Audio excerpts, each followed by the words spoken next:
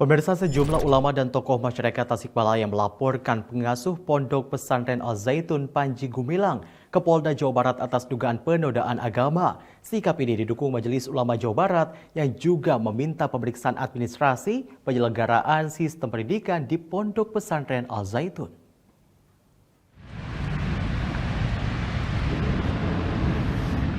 Sejumlah ulama, pimpinan pondok pesantren, serta tokoh masyarakat Tasikmalaya pada 4 Juli mendatangi Mapolda Jawa Barat di Kota Bandung. Mereka membuat laporan polisi terkait dugaan kasus penodaan agama yang dilakukan oleh pengasuh Ponpes Al-Zaitun, Abdus Salam Rashidi Panji Gumilang. Panji Gumilang, seperti dikatakan perwakilan ulama Tasikmalaya Ruslan Abdul Ghani, telah mencederai hati umat Islam melalui pernyataan-pernyataannya di media sosial. Karena itu, dalam pelaporan tersebut, mereka juga membawa sejumlah barang bukti, berupa potongan video dan beberapa lembar surat pernyataan yang ditandatangani oleh lebih dari 50 pemuka agama dan pimpinan pondok pesantren di Tasikmalaya. Terutama dia mengakui bahwa Al-Quran bukan kalamullah, buatan Nabi Muhammad. Ini sudah menyakiti, mencederai umat Islam. Dan terakhir statement yang membuat negara Indonesia terutama bahwa dia menyatakan dia komunis. Ditemui secara terpisah, Sekretaris Majelis Ulama Indonesia Jawa Barat Rafani Akhyar mendukung langkah hukum yang dilakukan oleh para ulama Tasikmalaya. Menurut Rafani Akhyar, pemerintah harus segera melakukan penindakan secara konkret. Secara konkret, apapun yang terjadi pelanggaran di Al-Zaitun itu, baik yang menyangkut pemahaman agama maupun yang menyangkut tindak pidana, kan gitu. Termasuk administrasi penyelenggaraan sistem pendidikan.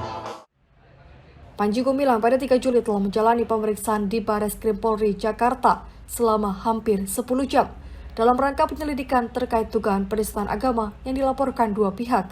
Dewan Pimpinan Pusat Forum Advokat Pembela Pancasila per 23 Juni dan laporan Ken Setiawan dari NICC Center pada 27 Juni. Selain Panji Gumilang, dalam kasus itu, Direktorat Tindak Pidana Umum Polri telah memeriksa 4 orang saksi dan 5 orang ahli. Kasus itu telah naik ke tahap perkara dan penyidikan.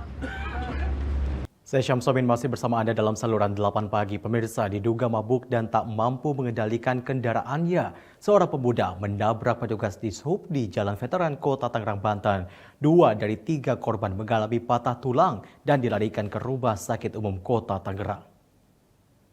2 lagi di Res kota ya. yang res kota ya. Res kota.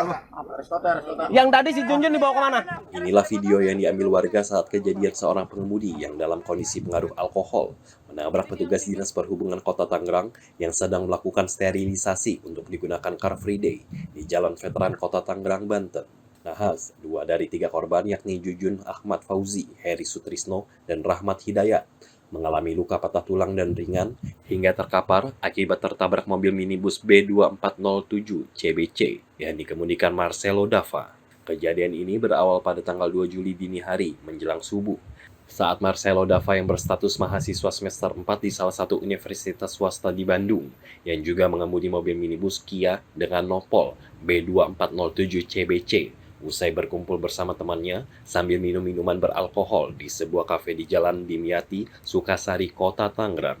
Namun saat hendak kembali ke rumah dan melintas di Jalan Veteran, akibat dari pengaruh minuman keras, pelaku tidak mampu mengendalikan laju kendaraannya, sehingga menabrak barier pembatas yang dijaga petugas dishub hingga terkapar, hingga dilarikan ke rumah sakit akibat patah tulang. Pengemudi tersebut mengakui bahwa habis minum-minum dengan teman-temannya di Jalan Dimyati yang di belakang gor itu. Untuk korban semuanya sudah dievakuasi, penanganan medis di Rumah Sakit Umum Daerah. Barang bukti kita amankan. Berikut pengemudi, setelah kita lakukan cek urin, tadi kita sudah mintain keterangan di BAP di Polres. Sekarang kita amankan dalam proses penyidikan. AKP Badrusaman menjelaskan dari hasil pemeriksaan, saat kejadian pelaku tidak mampu mengendalikan kendaraan karena mengemudi dalam kondisi pengaruh minuman keras. Dan saat diamankan sempat mengaku pacar anak wali kota Tangerang. Pelaku juga sempat dites urin namun hasilnya negatif. Atas kelalaiannya saat mengemudi, kini pelaku ditahan dan dijerat pasal 310 Yunto 210 ayat 1, 2, dan 3 Undang-Undang Lalu Lintas dengan ancaman hukuman 5 tahun penjara. Muhammad Tegar Alfiansyah, Garuda TV melaporkan dari Tangerang, Banten.